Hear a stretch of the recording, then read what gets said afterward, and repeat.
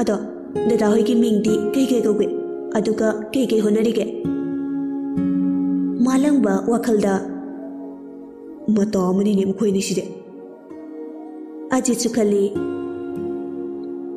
ani shigi manungda wakhal janab ama yardi fakranida Jessica na dada kitorge hiding job malangbana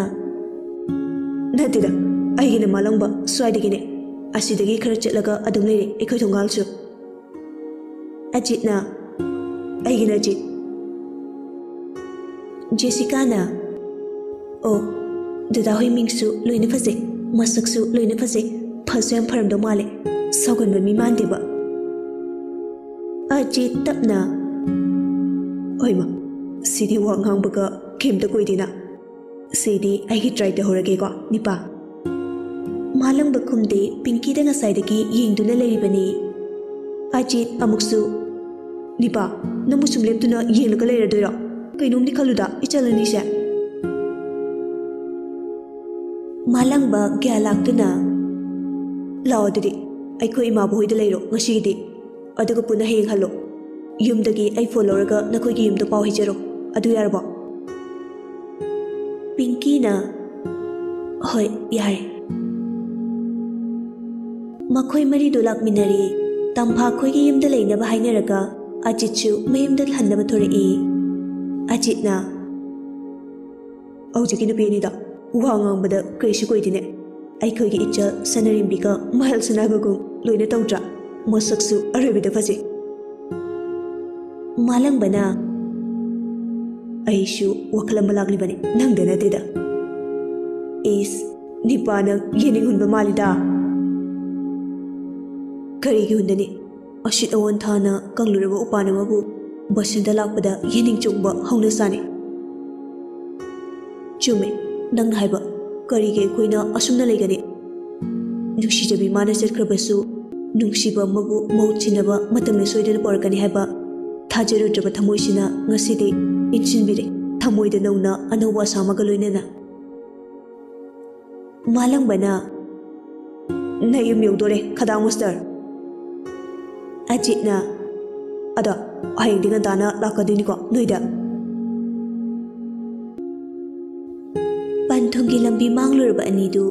nuchani gi maithong uraga khonjel taraga awaba pumba kaubagum tawri thamoidasu karino khangdaba ihulamana toina chaina pidi awabagi nati nungaiba haraubagi chaina ni mathangi numitni Pinky Jessica thinaba haiduna gari parking phau khongna tholai Jessica na daje noiga pau phongna ba yaba number amte dipiudana aikhoishu nung phadolakpada khangnaba ajitna hoi yaye dusu Pinky na dhamalang madi khumde piro haira malang bana pini da kaigi piro dino makhoi mari du tholakduna gari parking orduna Pinky amadi Jessica gari amada ka khalanduna wari ngak sanaraba matung makhoi shu halankre sanarembi phamna dressing table mamangda chairi haiduna phi amana kabak nanthokli Abinasu mamagi manakta phamduna sanari chaikhaiba suyaba chakhairi chahi ama hilakpagi makhut masa yamna yauba maronsu kabak tholakpagi haiboi heitaboi machindasu wayamna ngangba matamduni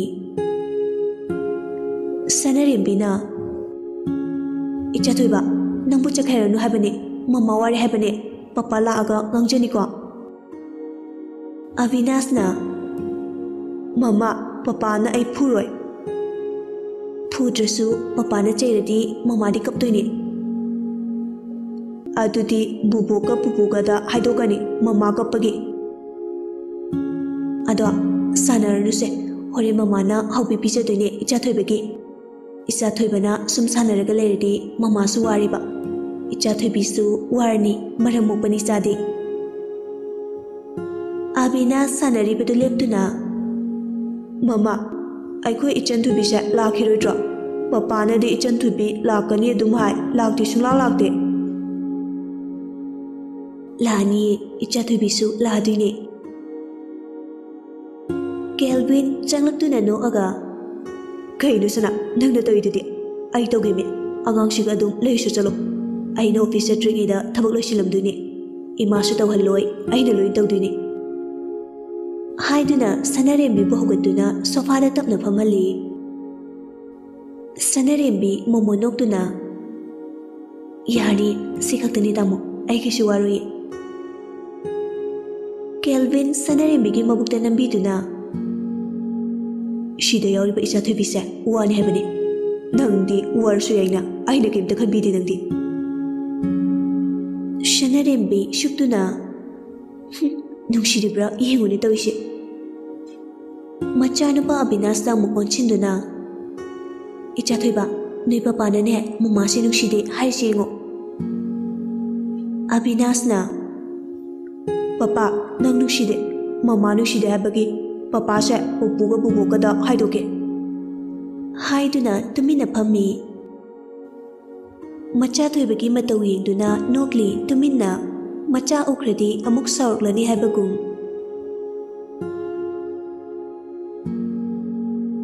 ꯃꯇꯝ ꯃꯥꯒꯤ ꯈꯣꯡꯆꯠꯇꯤ ꯂꯦꯞꯇꯕꯅ ꯑꯕꯤꯖꯤꯠꯀ ꯃꯌꯣꯜꯁꯅꯥꯒꯒꯤ ꯅꯨꯡꯁꯤꯔꯕ ꯃꯆꯥꯅꯨꯄꯥ ꯑꯃ ꯐꯪꯖꯔꯦ꯫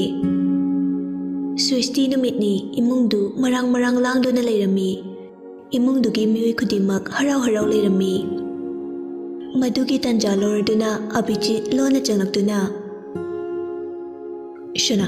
ꯁꯦ ꯑꯉꯥꯡꯗꯣ ꯑꯝꯇ ꯌꯦꯡꯒꯦ ꯀꯩꯗꯧꯔꯒꯦ? ꯏꯆꯥꯗꯣ ꯄꯣꯛꯄ ꯅꯨꯃꯤꯠꯇꯒꯤ ꯃꯁꯛ ꯎꯗ꯭ꯔꯤꯌꯦ, ꯐꯩꯒ ꯐꯠꯇꯦꯒ ꯆꯪꯕ ꯌꯥꯏꯒ ꯌꯥꯗꯦꯒ ꯍꯥꯏꯕꯗ꯫ ꯃꯌꯣꯜꯁꯅꯥ ꯈꯨꯝꯗꯦ, ꯇꯨꯃꯤꯟꯅ ꯂꯩ꯫ ꯁꯅꯥ, ꯅꯪꯕꯨ ꯏꯆꯥꯗꯣ ꯑꯝꯇꯗꯤ ꯌꯦꯡꯒꯦꯗ? ꯃꯌꯣꯜꯁꯅꯥ ꯃꯃꯤꯠꯇꯨ ꯐꯩꯅ ꯌꯦꯡꯗꯨꯅ, ꯗꯗꯥ, ꯆꯠꯂꯣꯗ, ꯆꯪꯂꯛꯄ ꯌꯥꯗꯦ ꯍꯥꯏꯗꯣ, ꯏꯃꯥ ꯍꯣꯏ ꯆꯪꯂꯛꯑꯗꯤ ꯑꯃꯨꯛ ꯉꯥꯡꯕꯤꯔꯅꯤ꯫ ꯑꯅꯝ ꯀꯟꯕ ꯑꯕꯤꯖꯤꯠꯅꯤ ꯉꯝꯗ꯭ꯔꯤ ꯐꯥꯎꯕ ꯌꯥꯗꯕ ꯃꯌꯣꯜꯁꯅꯥ ꯈꯪꯉꯤ, ꯑꯗꯨꯕꯨ ꯁꯥꯎꯖꯤꯟꯅꯗꯨꯅ, ꯗꯗꯥ, ꯆꯠꯂꯣ, ꯌꯦꯡꯅꯤꯡꯗ꯭ꯔꯦ ꯅꯁꯛꯇꯣ꯫ ꯑꯣ, ꯑꯩꯁꯦ ꯌꯥꯝ ꯌꯦꯡꯅꯤꯡꯗ꯭ꯔꯕ? ꯑꯗꯨꯗꯤ ꯅꯪꯅ ꯑꯩ ꯅꯨꯡꯁꯤ ꯍꯥꯏꯔꯤꯗꯣ ꯀꯥꯏꯗꯅꯣ? ꯅꯨꯡꯁꯤꯕꯩꯅꯦ, ꯅꯆꯥꯁꯤꯅ ꯈꯨꯗꯝꯅꯦ꯫ ꯑꯩꯅ ꯅꯨꯡꯁꯤꯔꯝꯗ꯭ꯔꯗꯤ ꯖꯦꯜꯗ ꯍꯋꯥꯏ ꯊꯣꯡꯕ ꯆꯥꯔꯝꯃꯅꯤ꯫ ꯅꯨꯡꯗꯤ ꯅꯨꯡꯁꯤꯖꯥꯠ ꯑꯣꯏꯔꯦ꯫ ꯍꯣꯏ, ꯅꯨꯡꯁꯤꯌꯦꯕ, ꯏꯃꯥ ꯍꯣꯏ ꯂꯥꯛꯑꯗꯤ ꯑꯃꯨꯛ ꯉꯥꯡꯕꯤꯔꯅꯤ, ꯆꯠꯂꯣꯕ꯫ ꯑꯗꯨꯗꯤ ꯏꯆꯥꯗꯣꯝꯇꯗꯤ ꯌꯦꯡꯒꯦꯗꯅ? ꯑꯣꯏꯔꯔꯣꯏ ꯈꯜꯂꯗꯨꯅ ꯃꯌꯣꯜꯁꯅꯥꯅ ꯃꯆꯥꯕꯨ ꯌꯦꯡꯍꯜꯂꯤ꯫ ꯃꯃꯥꯏꯁꯦ ꯄꯣꯛꯄ ꯅꯨꯃꯤꯠꯇꯒꯤ ꯉꯁꯤꯅ ꯈꯔ ꯄꯤꯛꯁꯤꯜꯂꯤꯁꯦ ꯀꯩꯒꯤꯅꯣ ꯁꯤꯕꯣ? ꯑꯉꯥꯡꯁꯦ ꯄꯤꯛꯇ꯭ꯔꯨ ꯄꯤꯛꯁꯤꯟꯈ꯭ꯔꯦ꯫ ꯑꯩ ꯁꯥꯎꯔꯛꯀꯗꯣꯔꯦ, ꯋꯥꯊꯤ ꯁꯨꯝ ꯉꯥꯡꯗꯅ ꯂꯩ꯫ ꯅꯪꯅ ꯁꯥꯎꯔꯒ ꯀꯩꯗꯧꯗꯣꯏꯕ? ꯃꯌꯣꯜꯁꯅꯥ ꯈꯨꯝꯒꯦ ꯇꯧꯔꯛꯄꯅꯤ, ꯑꯗꯨꯕꯨ ꯂꯩꯃ ꯆꯪꯂꯛꯇꯨꯅ, ꯏꯀꯥꯏ ꯈꯪꯗꯕꯁꯦ ꯍꯦꯟꯖꯤꯜꯂꯛꯏꯀꯣ? ꯑꯁ, ꯀꯩꯅꯣ ꯏꯃꯥ, ꯏꯆꯥ ꯌꯦꯡꯕ ꯂꯥꯛꯄꯅꯤ, ꯀꯩꯗꯧꯔꯒꯦ ꯏꯃꯥ? ꯎꯔꯕ ꯅꯠꯇ꯭ꯔꯣ? ꯆꯠꯂꯣꯗꯅ ꯑꯗꯨꯗꯤ꯫ ꯍꯣꯏ ꯍꯣꯏ, ꯆꯠꯂꯒꯦ, ꯊꯣꯛꯆꯈ꯭ꯔꯒꯦ꯫ ꯁꯣꯝꯗꯁꯨ ꯀꯦꯜꯚꯤꯟꯁꯨ ꯁ꯭ꯋꯦꯁꯇꯤ ꯆꯠꯅꯕ ꯍꯥꯏꯗꯨꯅ ꯂꯣꯏꯁꯤꯜꯂꯤꯕꯅꯤ꯫ ꯁꯅꯥꯔꯦꯝꯕꯤꯁꯨ ꯑꯋꯥꯠ ꯑꯄꯥꯅꯆꯤꯡꯕ ꯌꯦꯡꯗꯨꯅ ꯂꯩꯔꯤ꯫ ꯁꯅꯥꯔꯦꯝꯕꯤꯅ, ꯇꯥꯃꯣ, ꯁꯤ ꯑꯣꯏꯅ ꯁꯦꯠꯄꯤꯔꯣꯗꯅ, ꯁꯤꯅ ꯐꯖꯩꯌꯦ꯫ ꯀꯦꯜꯚꯤꯟꯅ, ꯀꯔꯝꯕꯅꯣ? ꯑꯗꯨꯒꯤ ꯃꯦꯔꯨꯟ ꯀꯂꯔꯗꯨꯔ? ꯐꯖꯔꯕ? ꯍꯣꯏ, ꯐꯖꯔꯦ, ꯑꯩꯅ ꯈꯜꯂꯕꯅꯤ꯫ ꯑꯗꯣ ꯐꯖꯅ ꯆꯦꯛꯁꯤꯟꯅ ꯂꯩꯌꯨꯀꯣ, ꯏꯆꯥꯊꯣꯏꯕꯗꯨꯅ ꯀꯥꯏꯗ ꯂꯩꯈ꯭ꯔꯦ? ꯏꯃꯥꯒ ꯂꯩꯔꯝꯒꯅꯤ, ꯀꯧꯕꯤꯔꯛꯎꯔꯥ? ꯀꯧꯔꯛꯑꯅꯨꯗ ꯌꯥꯔꯦ, ꯍꯣꯔꯦꯟ ꯅꯁꯥ ꯅꯨꯡꯉꯥꯏꯇꯕ ꯌꯥꯎꯔꯗꯤ ꯑꯗꯨꯝ ꯍꯥꯏꯔꯛꯎꯀꯣ꯫ ꯍꯣꯏ ꯇꯥꯃꯣ꯫ ꯐꯔꯦ, ꯑꯗꯨꯗꯤ ꯆꯠꯂꯨꯈꯤꯒꯦ꯫ ꯑꯗꯣ ꯀꯩꯗꯧꯔꯒꯦ? ꯑꯩꯃ ꯀꯥꯎꯏꯅꯦ ꯍꯥꯏꯗꯨꯅ ꯁꯅꯥꯔꯦꯝꯕꯤꯒꯤ ꯂꯥꯏꯕꯛꯇ ꯅꯨꯡꯁꯤꯅ ꯑꯃꯨꯛꯇꯪ ꯆꯨꯞꯄꯤꯔꯝꯃꯤ꯫ ꯁꯅꯥꯔꯦꯝꯕꯤꯅ, ꯇꯥꯃꯣ, ꯍꯥꯎꯅꯦ, ꯆꯠꯂꯨꯔꯣꯀꯣ, ꯐꯖꯅ ꯉꯟꯅ ꯍꯟꯕꯤꯔꯛꯎꯀꯣ꯫ ꯀꯦꯜꯚꯤꯟꯁꯨ ꯒꯥꯔꯤ ꯊꯧꯗꯣꯛꯇꯨꯅ ꯆꯠꯈ꯭ꯔꯦ꯫ ꯁꯣꯝꯗꯅ ꯅꯨꯡꯗꯥꯡꯋꯥꯏꯔꯝꯒꯤ ꯃꯇꯝꯅꯤ꯫ ꯄꯤꯡꯀꯤ ꯑꯃꯗꯤ ꯖꯦꯁꯤꯀꯥ ꯃꯥꯂꯪꯕ ꯈꯣꯏꯒꯤ ꯃꯌꯨꯝꯗ ꯄꯨꯟꯅ ꯂꯥꯛꯇꯨꯅ ꯄꯤꯡꯀꯤꯅ, ꯌꯨꯝꯁꯤꯕꯨ ꯀꯅꯥ ꯀꯅꯥ ꯂꯩꯒꯦ? ꯖꯦꯁꯤꯀꯥꯅ, ꯃꯤꯒ ꯂꯩꯇ ꯖꯥꯠꯂꯣ ꯁꯤꯕꯣ? ꯄꯤꯡꯀꯤꯅ ꯂꯩꯔꯝꯒꯅꯤꯗ ꯂꯩꯅꯝꯕꯤ ꯇꯥꯔꯗꯨꯅ ꯊꯣꯔꯛꯏ ꯍꯩꯃ ꯍꯩꯃ ꯏꯕꯦꯝꯃ ꯅꯈꯣꯏ ꯂꯥꯛꯂꯤꯕ꯭ꯔꯣ ꯀꯩ ꯂꯩꯒꯦ ꯅꯈꯣꯏꯅ ꯄꯨꯟꯅ ꯂꯥꯛꯏꯁꯤꯕꯣ ꯄꯤꯡꯀꯤꯅ ꯏꯃꯥ ꯏꯍꯦ ꯁꯣꯏꯔꯦ ꯏꯅꯦ ꯂꯩꯅꯝꯕꯤ ꯅꯣꯛꯇꯨꯅ ꯌꯥꯏꯗ ꯏꯆꯥꯁꯤꯗꯤ ꯀꯧꯅꯤꯡꯕ ꯑꯃ ꯀꯧ ꯗꯥꯃꯥꯂꯪꯕꯕꯨ ꯂꯩꯇ꯭ꯔꯣꯏꯅꯦ ꯄꯨꯈ꯭ꯔꯤ ꯃꯄꯥꯜꯗ ꯑꯖꯤꯠꯀ ꯊꯣꯛꯈꯤꯕꯅꯤ ꯀꯩ ꯂꯩꯒꯦ ꯅꯨꯃꯤꯠ ꯇꯥꯔꯝꯗꯥꯏꯁꯤꯗ ꯅꯈꯣꯏꯕꯨ ꯌꯨꯝꯗꯒ ꯍꯜꯂꯣꯏꯗ꯭ꯔꯣ ꯏꯅꯦ ꯍꯟꯕ ꯌꯥꯏ ꯏꯅꯦ ꯑꯗꯣ ꯗꯥꯃꯥꯂꯪꯕꯒꯤ ꯃꯅꯥꯛꯇ ꯆꯠꯂꯨꯈꯤꯒꯦ ꯆꯠꯂꯨꯔꯣ ꯑꯖꯤꯠꯀ ꯂꯩꯔꯝꯒꯅꯤ ꯖꯦꯁꯤꯀꯥꯅ ꯇꯨꯃꯤꯟꯅ ꯆꯤꯔꯣꯟ ꯇꯧꯔꯛꯏ ꯑꯩꯒꯤꯁꯨ ꯆꯥꯟꯁ ꯑꯃꯗꯤ ꯐꯪꯂꯅꯤ ꯂꯝꯕꯤꯗ ꯂꯥꯛꯅ ꯋꯥꯔꯤ ꯁꯥꯟꯅꯔꯝꯕꯅꯤ ꯖꯦꯁꯤꯀꯥꯅ ꯃꯥꯂꯪꯕ ꯎꯕꯗ ꯄꯤꯡꯀꯤꯗ ꯈꯨꯅꯤꯡꯅ ꯍꯥꯏꯐꯦꯠ ꯊꯤꯟꯗꯨꯅ ꯑꯁꯤꯗ ꯂꯩꯔꯤ ꯅꯪꯕꯨ ꯇꯁꯦꯡꯅ ꯂꯦꯞꯄꯕꯣ ꯅꯪꯅ ꯍꯥꯏꯁꯤꯡꯗꯣ ꯄꯤꯡꯀꯤꯅ ꯀꯩꯅꯣ ꯏꯕꯦꯝꯃ ꯂꯦꯞꯄꯒꯤꯅꯤ ꯏꯈꯣꯡꯅ ꯊꯣꯡꯅ ꯂꯥꯛꯏꯕꯁꯦ ꯅꯪꯁꯨ ꯂꯥꯛꯂꯤꯁꯤꯗꯤ ꯆꯞ ꯃꯥꯟꯅꯩ ꯋꯥꯔꯤ ꯁꯥꯟꯅꯔꯒ ꯂꯥꯛꯄꯅ ꯄꯨꯈ꯭ꯔꯤ ꯃꯄꯥꯜ ꯌꯧꯔꯗꯨꯅ ꯆꯪꯁꯤꯜꯂꯛꯏ ꯃꯥꯂꯪꯕ ꯈꯣꯏꯗꯤ ꯂꯥꯛꯂꯤꯕꯗꯨ ꯎꯕꯤꯕ ꯅꯠꯇꯦ ꯋꯥꯔꯤ ꯅꯨꯡꯉꯥꯏꯕꯗ ꯑꯖꯤꯠꯅ ꯃꯥꯂꯪꯕ ꯅꯣꯏ ꯄꯤꯡꯀꯤꯗꯨ ꯅꯪꯗꯤ ꯐꯖꯅ ꯅꯨꯡꯁꯤꯕ ꯖꯥꯠꯅꯤ ꯈꯪꯉꯦꯕ ꯑꯩꯁꯨ ꯃꯥꯒꯤ ꯃꯑꯣꯡꯗꯣ ꯃꯥꯂꯪꯕꯅ ꯅꯪꯁꯨ ꯖꯦꯁꯤꯅ ꯌꯥꯝ ꯅꯨꯡꯁꯤꯖꯩꯗꯨꯗꯤ ꯃꯈꯣꯏꯒ ꯑꯩꯈꯣꯏꯒ ꯊꯦꯡꯅꯈꯤꯕꯗꯣ ꯌꯥꯝ ꯊꯥꯖꯗꯕꯅꯤ ꯆꯨꯝꯃꯤꯅꯦ ꯅꯨꯃꯤꯠꯇꯣ ꯈꯨꯜꯒꯤ ꯈꯣꯡꯅꯥꯡ ꯃꯈꯣꯡꯗ ꯐꯝꯗꯨꯅ ꯂꯩꯔꯤꯉꯩꯗꯅꯤꯅꯦ ꯅꯠꯇ꯭ꯔꯣ ꯑꯗ ꯀꯩꯅꯣꯝ ꯍꯪꯒꯦꯅꯦ ꯍꯧꯖꯤꯛ ꯖꯦꯁꯤꯀꯥꯅ ꯅꯪꯒꯤ ꯅꯥꯛꯇ ꯂꯥꯛꯑꯒ ꯂꯩꯔꯅꯤ ꯍꯦꯛ ꯍꯥꯏꯔꯕ ꯅꯪꯕꯨ ꯂꯧꯁꯤꯟꯗꯣꯏꯔꯣ ꯑꯖꯤꯠꯅ ꯅꯪꯁꯨꯅꯤꯅꯦ ꯑꯝꯇ ꯈꯨꯝꯃꯨꯅꯦ ꯃꯔꯩ ꯌꯦꯠꯅꯗꯨꯅ ꯑꯃꯗ ꯏꯟꯁꯤꯟꯅꯗꯨꯅ ꯂꯩ ꯄꯥꯎꯈꯨꯝ ꯇꯥꯗꯕꯒꯤ ꯉꯥꯏꯔꯤꯕ ꯄꯤꯡꯀꯤ ꯑꯃꯗꯤ ꯖꯦꯁꯤꯀꯥꯗꯤ ꯈꯣꯏꯗꯧ ꯁꯥꯎꯅꯤꯡꯂꯕꯅꯤ ꯃꯇꯧꯗꯣ ꯃꯥꯂꯪꯕꯅ ꯈꯔ ꯇꯞꯊꯅ ꯁꯦ ꯍꯥꯏꯔꯒꯦ ꯑꯗꯨꯒ ꯅꯪ ꯑꯃꯨꯛ ꯍꯥꯏꯒꯗꯕ ꯍꯣꯏꯅꯦ ꯍꯥꯏꯌꯨꯅꯦ ꯃꯥꯅꯕꯨ ꯍꯧꯖꯤꯛ ꯂꯥꯛꯑꯗꯤ ꯑꯗꯨꯝ ꯆꯦꯟꯕ ꯉꯝꯃꯅꯤ ꯑꯖꯤꯠ ꯅꯣꯛꯂꯒ ꯑꯩꯁꯨꯅꯦ ꯅꯥꯀꯟꯗ ꯂꯩꯔꯤꯕ ꯄꯤꯡꯀꯤ ꯑꯃꯗꯤ ꯖꯦꯁꯤꯀꯥ ꯄꯨꯟꯅ ꯑꯗꯨꯗꯤ ꯆꯦꯜꯂꯁꯦ ꯃꯥꯂꯪꯕ ꯐꯨꯛ ꯍꯧꯒꯠꯇꯨꯅ ꯁꯤꯗ ꯇꯥꯅꯕ ꯑꯩꯅ ꯁꯤꯟꯕꯅꯦ ꯉꯁꯤꯗꯤ ꯅꯨꯄꯤ ꯆꯦꯜꯂꯅꯤ ꯅꯪꯗꯤ ꯆꯦꯜꯂꯣꯏꯗ꯭ꯔꯣ ꯃꯈꯣꯡꯅ ꯊꯣꯡꯅ ꯂꯥꯛꯑꯁꯤꯕꯣ ꯑꯖꯤꯠꯅ ꯀꯔꯤꯒꯤ ꯆꯦꯟꯗꯅꯤ ꯑꯩꯁꯨ ꯆꯦꯜꯂꯅꯤ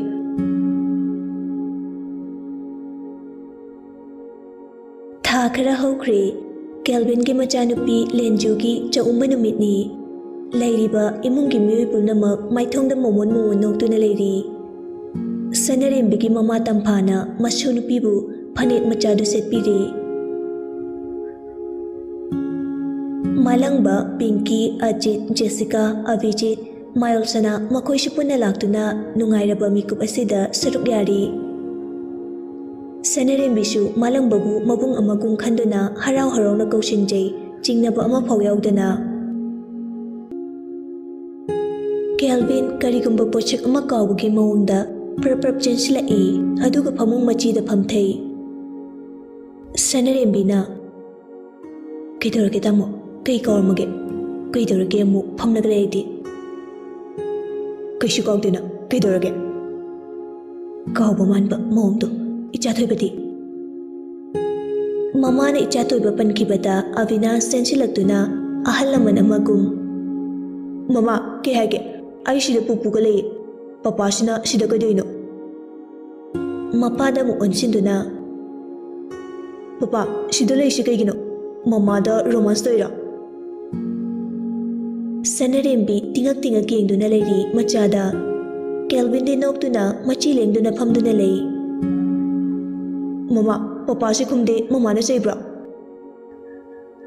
ꯁꯅꯔꯦꯝꯕꯤ ꯁꯔꯨꯛꯅ ꯆꯩꯗꯦ ꯅꯄꯥ ꯁꯛꯇꯥꯁꯤꯗ ꯆꯩꯕꯒ ꯁꯪꯖꯗꯦ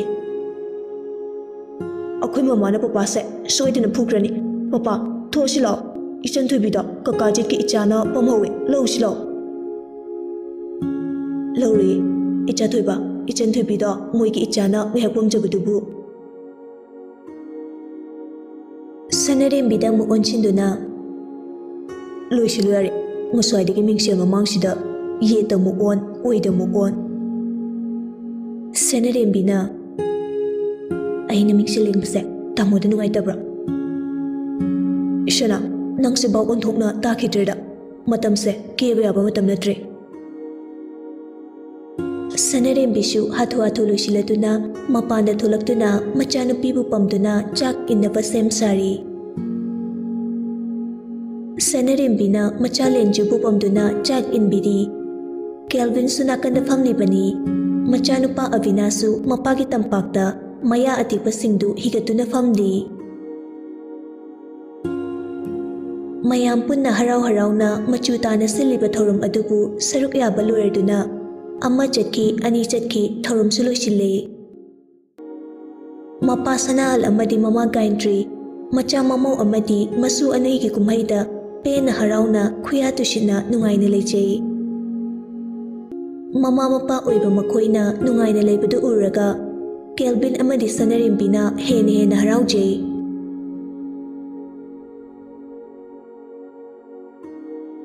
Nongshu thili thili tari. Kelvin machanupi bunakal nakanda konchinduna phamanduna wari libiri. Machanupidi mapana wari libada tumthare. Machanupasu adu mangai mapagi nakalda isisina tumthakre. Kelvin tapna Sanarembida onchinduna Shana ichani se nungsidra aikhoisu asigumna ima babagi makada nungaina aki khangyaudana ahing kyani makhoiga leikibado. Sanarembina tamo